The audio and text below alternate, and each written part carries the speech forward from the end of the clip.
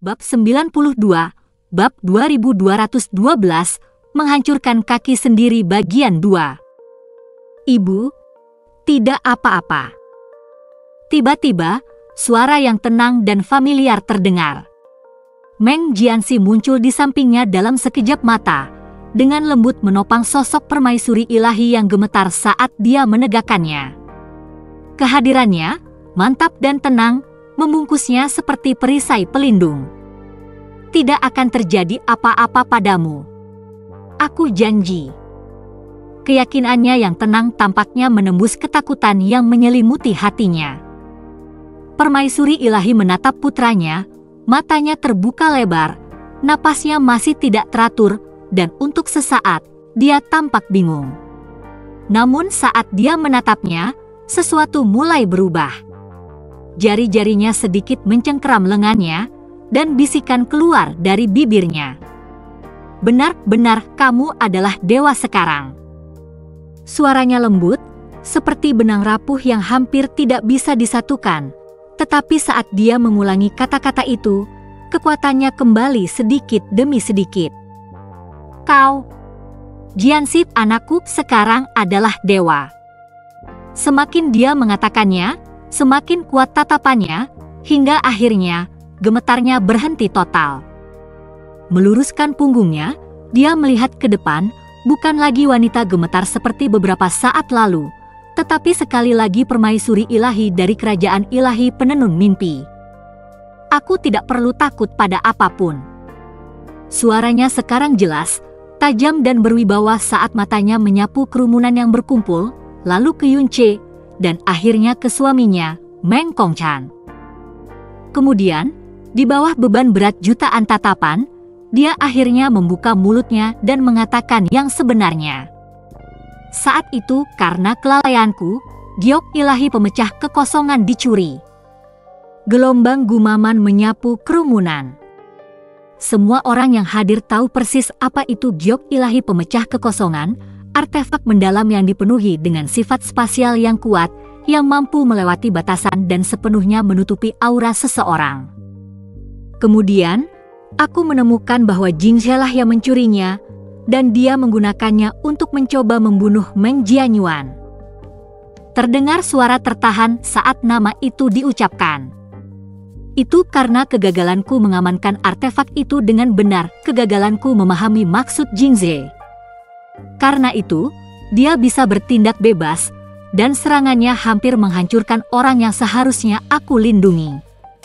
Karena itu, aku malu dengan apa yang terjadi. Aku tidak bisa memberitahu siapapun tentang apa yang terjadi saat itu. Suaranya tidak bergetar lagi. Pengakuannya, meskipun berat dengan rasa bersalah, keluar dengan jelas, pengakuan terbuka di hadapan raja, para dewa, dan seluruh kerajaan ilahi. Dia membenarkannya. Semua yang diklaim Yunche, pembunuhan, metode pelarian, artefak aneh, semuanya selaras. Dan dengan kata-katanya, kebenaran akhirnya mulai terbentuk. Pengungkapan itu menyambar seperti guntur di benak orang-orang yang berkumpul. Jika apa yang dikatakan permaisuri ilahi itu benar, jika Meng Jingzhi memang menggunakan giok ilahi pemecah kekosongan untuk menutupi kehadirannya untuk menyergap Yunche, maka sangat masuk akal bahwa Yunche telah terluka parah, hanya meninggalkan sebagian kecil jiwanya.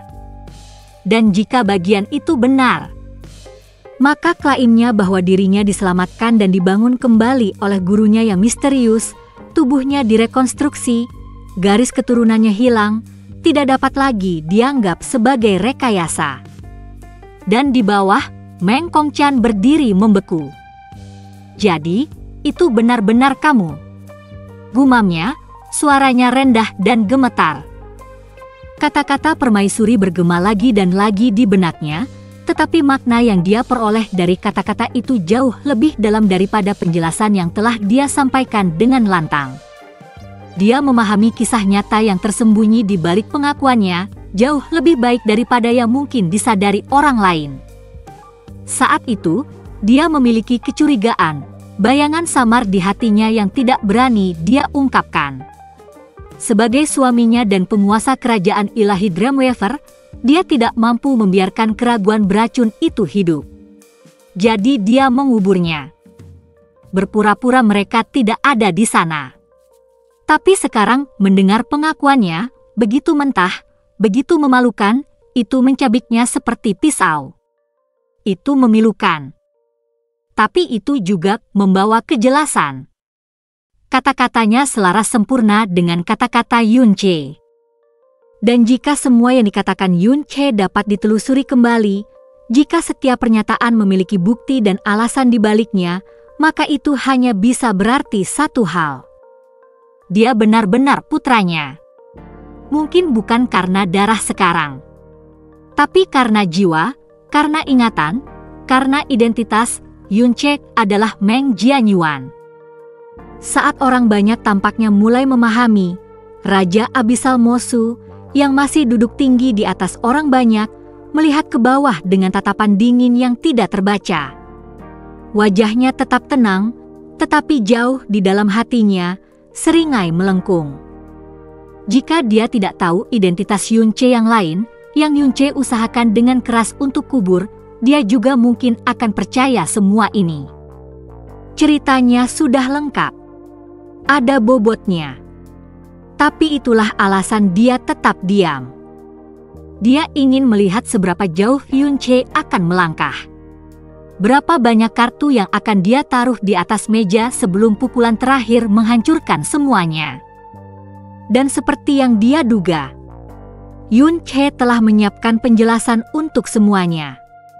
Satu demi satu pengungkapan, setiap klaim didukung oleh logika, bukti, dan kesaksian. Bagi kebanyakan orang, itu akan sempurna, tak tersentuh. Tapi sayangnya untuk Yun Che, dia berhadapan dengan seseorang yang mengenalnya dengan sangat baik. Seseorang yang mengetahui kebenaran di balik topeng yang dikenakannya. Tawa dingin tiba-tiba bergema di panggung suci. Hahaha.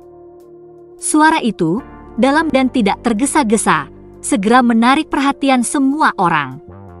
Semua mata menoleh ke atas ke arah kursi kehormatan kerajaan ilahi tanpa batas, tempat Dian Jiushi berada. Bagus, bagus, bagus. Dia mengulangi kata itu 3 kali, masing-masing lebih berat dari yang terakhir. Ekspresinya tidak terbaca saat dia menatap Yun Che. Dan kemudian, dengan suara keras dan hangat yang mengguncang hati semua orang yang berkumpul, dia berkata, "Karena kamu mengingat masa lalumu sebelum kehilangan ingatanmu," kata Dian Jiushi sambil menyeringai, suaranya meneteskan sinisme. "Apakah kamu mengingat hal lain? Mungkin kenangan dengan ayahmu? Bagaimanapun, kejadian saat itu, bahkan aku mendengarnya. Tidak akan terlalu sulit untuk menggalinya jika seseorang benar-benar bertekad." Kata-katanya menyentuh hati, menimbulkan keraguan sekali lagi di antara mereka yang hadir. Itu benar, saat itu, Meng Jianyuan adalah cahaya terang Meng Kongchan. Kepergiannya yang tiba-tiba telah menyebabkan kehebohan besar, dan meskipun detail yang lebih halus disembunyikan dengan hati-hati, bahkan mereka dari kerajaan ilahi lainnya telah mendengar bisikan tentang kejadian tersebut. Jika seseorang meluangkan waktu untuk menyelidiki, jika seseorang ingin berpura-pura menjadi Meng Jianyuan, tidak akan sulit untuk menggali cukup informasi untuk membangun cerita yang meyakinkan. Dan dengan benih yang ditanam itu, semua mata sekali lagi tertuju pada Yun Che, menunggu bagaimana dia akan menanggapi selanjutnya. "Yuan kamu tidak perlu menjawab, tidak jika ingatanmu belum pulih sepenuhnya," kata Meng Kongchan perlahan, suaranya lembut karena khawatir. Hatinya sakit memikirkan bahwa Yun Che mungkin dipaksa untuk membela diri ketika dia belum siap, terutama di bawah pengawasan ketat Dian Jiushi. Tetapi Yun Che tersenyum lembut sebagai balasannya. "Tidak apa-apa, ayah. Aku ingat." Nada suaranya tenang, tetapi tegas. "Aku ingat." Saat kata-kata itu keluar dari bibirnya, gambaran-gambaran melintas di benak Yun Che, pecahan-pecahan dari mimpi-mimpi yang telah dilihatnya berkali-kali. Adegan-adegan yang dilukis dalam cahaya yang kabur dan suara yang teredam, seperti gema-gema dari kehidupan yang telah lama berlalu. Dia tidak tahu mengapa, tetapi jauh di dalam hatinya, dia percaya bahwa mimpi-mimpi itu nyata. Mungkin itu intuisi. Mungkin sesuatu yang lebih dalam. Tetapi itu tidak penting. Dia telah mempertaruhkan segalanya untuk mencapai titik ini, tidak ada jalan kembali sekarang. Mengangkat tangannya, Yunche menunjuk satu jari ke langit. Cahaya lembut mekar dari ujung jarinya saat kenangan-kenangan dalam jiwanya mengembun menjadi satu kristal yang bersinar. Itu melesat ke atas, bersinar lebih terang saat naik, lalu meluas menjadi proyeksi di atas panggung suci. Kerumunan menyaksikan dalam diam saat penglihatan itu terungkap. Adegan itu dilihat dari sudut pandang orang pertama, jadi para penonton tidak dapat melihat wajah pembicara, hanya apa yang dilihatnya. Tetapi yang dapat mereka lihat adalah Meng Kongchan. Mantan Bupati Ilahi berdiri di depan sudut pandang, tersenyum lembut, wajahnya tak salah lagi. Yuan Er, katanya hangat dalam proyeksi, saat ia mengulurkan tangan dan menawarkan buah yang bersinar, bebas dari debu jurang. Apakah Anda ingat hari itu, Ayah? Suara Yunche mantap saat ia menoleh untuk melihat Meng Kongchan, yang ekspresinya sudah mulai hancur.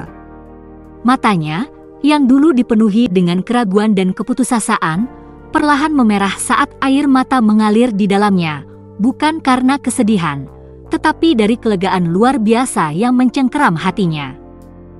Pengakuan permaisuri ilahi telah mengembalikan sedikit keyakinan. Tetapi ini, kenangan ini, pemandangan yang tak terbantahkan ini yang diambil dari jiwa Yunche, ini adalah buktinya. Jadi itu nyata. Gumam Yunche pada dirinya sendiri. Bahkan saat Yunche berdiri tegap, sekilas ketidakpercayaan melintas di matanya. Di suatu tempat jauh di dalam hatinya, ia juga terguncang. Mimpi-mimpi ini, dia selalu mempercayainya. Tetapi sekarang setelah mimpi-mimpi itu terwujud di hadapan ribuan orang, nyata dan tak terbantahkan, bahkan dia tidak dapat mengerti mengapa mimpi-mimpi itu datang kepadanya dengan begitu jelas. Mengapa dia melihatnya dalam mimpi? Mengapa mimpi-mimpi itu terasa seperti kenangan dari kehidupan lain? Tetapi tidak ada waktu untuk memikirkannya sekarang. Dia harus menyelesaikannya.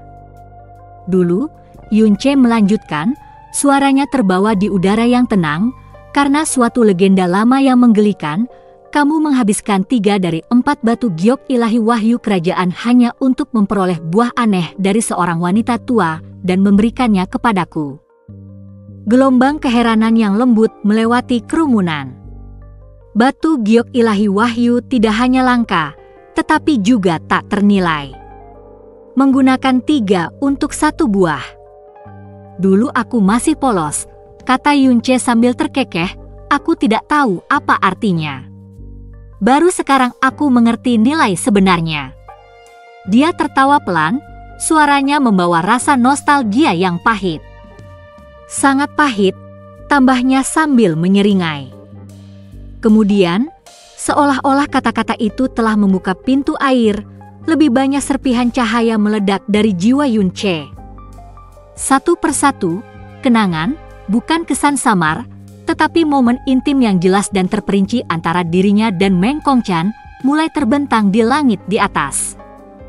Berlatih bersama, berbagi makanan, berjalan di bawah cahaya bintang.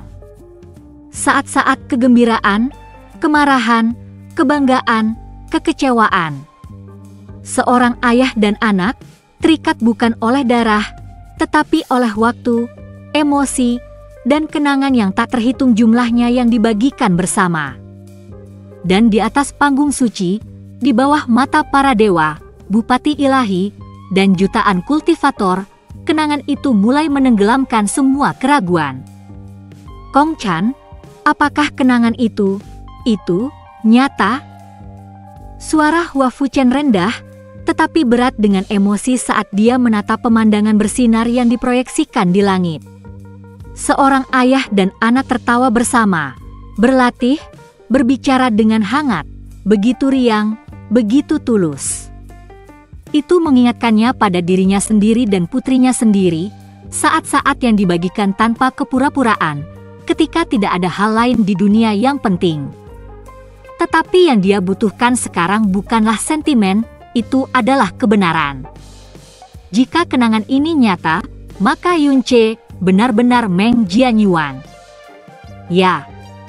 Suara Meng Kongchan terputus saat menjawab, senyumnya dipenuhi air mata, dadanya naik turun karena emosi. Semuanya nyata. Tidak ada keraguan.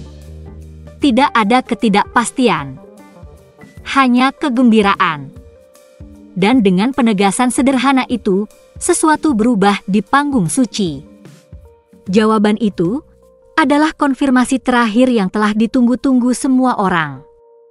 Semua keraguan yang telah mencengkeram pikiran mereka, kontradiksi, tuduhan, pernyataan dingin raja, sekarang tersapu oleh kebenaran yang tak terbantahkan dari kata-kata seorang ayah, dan kenangan hidup yang hanya dapat dimiliki oleh seorang putra sejati.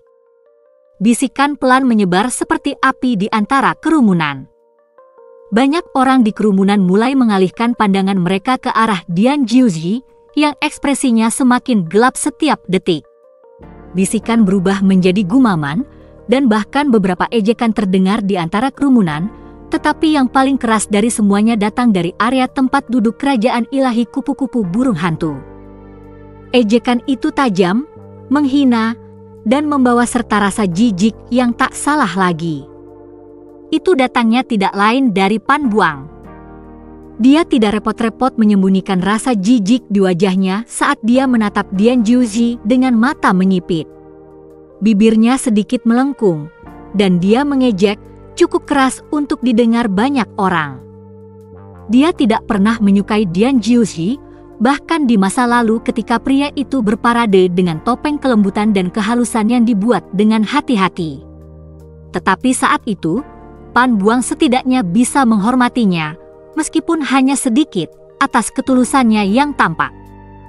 Dia adalah pria yang pernah mengejar Hua Caili dengan apa yang tampak seperti pengabdian yang tak tergoyahkan, citranya sebagai pengagum yang lembut dan sabar.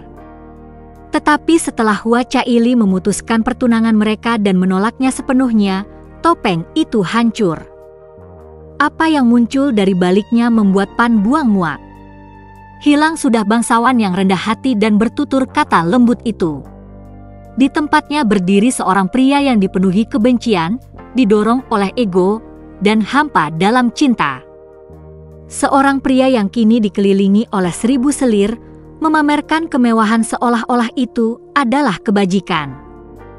Segala hal tentang Dian Jiuzi kini membuatnya jijik, cita-citanya, kemunafikannya, keangkuhannya. Dan saat kebenaran tentang Yunche mulai mengendap di atas panggung seperti penghakiman ilahi, Pan Buang bahkan tidak berusaha menyembunyikan kegembiraannya. Menyaksikan ekspresi Dian Jiuzi berubah dan masam adalah kepuasan kecilnya sendiri. Wajah Dian Jiuzi berubah menjadi cemberut yang dalam dan pahit, matanya gelap karena frustrasi saat gelombang berbalik sepenuhnya melawannya. Namun untungnya, tatapan itu tidak bertahan lama karena semua perhatian beralih ke arah lain sekali lagi. Semua mata beralih, perlahan, tak terelakkan, ke arah orang yang telah memicu badai ini. Raja Abisal. Mereka memujanya, mempercayainya tanpa ragu, mematuhi setiap perintah dengan kesetiaan yang tak tergoyahkan. Namun kini, saat identitas Yunche sebagai Meng Jianyuan berdiri kokoh dan tak terbantahkan di hadapan surga, pertanyaan itu mulai terbentuk di benak setiap orang, tak terucap namun membara. Mengapa? Mengapa raja menghentikan kenaikan tahta? Mengapa ia menggagalkan pernikahan? Mengapa raja berkata bahwa ia bukanlah Meng Jianyuan sejak awal? Merasakan tatapan yang tak terhitung jumlahnya sekali lagi tertuju padanya, Raja Abisal tersenyum. ia telah menduga hal ini. Bahkan kini, dengan gelombang kepercayaan yang sepenuhnya beralih ke pihak Yun Che, ia tetap tenang, tak tergoyahkan di permukaan. Namun jauh di dalam, secercah keterkejutan masih terasa. Kenangan itu, adegan yang diungkapkan Yun Che, momen-momen pribadi yang tenang antara ayah dan anak, bukanlah sesuatu yang bisa dipalsukan. Hanya Meng Jianyuan dan Meng Kongqian yang sebenarnya yang akan mengetahuinya. Bagaimana dia mendapatkannya? Bahkan monarch tidak punya jawaban untuk itu. Namun saat pikirannya beralih lebih jauh, sebuah kesadaran mulai berakar. Dia teringat bagaimana Yun Che dapat memanipulasi debu abisal, sebuah prestasi yang dianggap mustahil. Dan jika dia bisa melakukan itu, maka memiliki ingatan seperti itu juga bukan hal yang mustahil, tidak bagi seseorang yang telah datang dengan persiapan. Ya, seseorang seperti dia dapat membuat ingatan, mendapatkan simpati, dan bahkan meniru ikatan seorang putra. Andai saja ikatan itu nyata, andai saja Yun Che adalah teman abis. Sayangnya, dia telah melewati batas yang seharusnya tidak dia lewati. Senyum monarch semakin dalam, kilatan dingin terpancar di matanya. Dan kemudian, dia akhirnya berbicara. Seperti yang diharapkan dari pewaris Big Brother, kamu benar-benar penuh kejutan. Boom. Kata-kata itu tidak hanya menggemparkan kerumunan. Kata-kata itu meledak. Saat kata-kata itu diucapkan, gelombang kebingungan, ketidakpercayaan, dan keterkejutan menyebar keluar, menelan seluruh kerajaan ilahi. Apa yang baru saja dia katakan? Pewaris Big Brother? Bisikan meledak seperti api liar. Di abis, monarch abisal adalah yang absolut. Asal-usulnya diselimuti misteri, bahkan di antara para dewa. Identitas aslinya hanya diketahui oleh 3 imam besar, tidak ada orang lain yang memiliki hak atau keberanian untuk bertanya. Namun sekarang, di hadapan dunia, dia telah mengucapkan sesuatu yang tidak terpikirkan. Yun Che adalah pewaris Big Brother-nya? Itu berarti, Guru Yun Che adalah kakak laki-laki Abyssal Monarch. Suasana di Secret Platform berubah lagi, tidak lagi hanya karena terkejut dengan pengakuan Yun Che, tetapi karena kata-kata monark sendiri. Namun, saat semua orang merasakan keterkejutan itu, kalimat monarch berikutnya menjungkir balikan dunia mereka. Tetapi anggap saja kau benar-benar Meng Jianyuan, seperti yang kau katakan. Suara monarch bergema dari platform tertinggi, tenang dan kalem, tetapi setiap kata terasa berat seperti gunung. Identitasmu yang lain, sebagai Folk Monarch, tetap harus dihukum atas kejahatan yang telah kau lakukan. Boom. Seolah-olah guntur telah membelah langit. Kata-kata itu menghantam seperti bencana ilahi. Kerajaan ilahi Dreamweaver, rumah bagi banyak praktisi mendalam, tempat bisikan-bisikan yang biasanya bergema seperti angin melalui pegunungan, jatuh ke dalam keheningan total. Tidak seorang pun dapat berbicara. Tidak seorang pun berani bernapas. Bahkan para dewa pun terguncang. Dan kemudian, apa yang kau katakan? Raungan yang sangat keras merobek langit seperti kemarahan naga suci.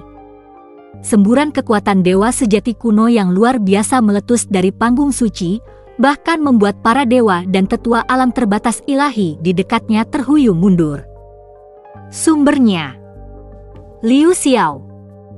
Imam besar berdiri tegak, wajahnya berubah karena marah dan tidak percaya. Jubahnya terbakar dengan cahaya ilahi merah keemasan saat auranya yang dalam melonjak seperti gelombang pasang.